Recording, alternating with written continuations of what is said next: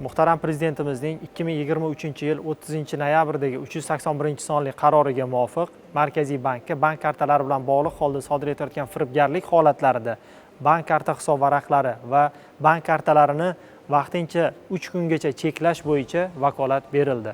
Endi esa e'tiboringizni ekranga qaratmoqchiman. 2024-25-yillar davomida bank kartalari bilan bog'liq holda sodir etilgan firibgarlik holatlari to'g'risida Markaziy bankka kelib tushgan murojaatlar natijasida 30 milliardga yaqin pul mablag'lari to'xtatib qolindi. Bundan tashqari 2024-yilda fuqarolar nomiga ularning ruxsatsiz onlayn kredit, ya'ni firibgarlik yo'li bilan onlayn kredit rasmiylashtirish bilan bog'liq firibgarlik holatlari avj oldi. Dastlabki 9 oy davomida ushbu firibgarliklar oqibatida salkam 8 milliardga yaqin moddiy zarar yetkazildi.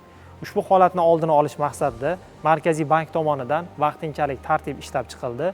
Vaqtinchalik tartibdan ko'zlangan asosiy maqsad fuqaro mobil ilova orqali onlayn kredit, aynan mikroqarz olish bo'yicha ariza berganda, ariza rostdan ham fuqaro tomonidan berildimi yoki firibgar ta'siri ostida uchinchi shaxslar, begona shaxslar ta'siri ostida berilganligini aniqlash hamda qo'shimcha identifikatsiyadan o'tkazish maqsadi edi.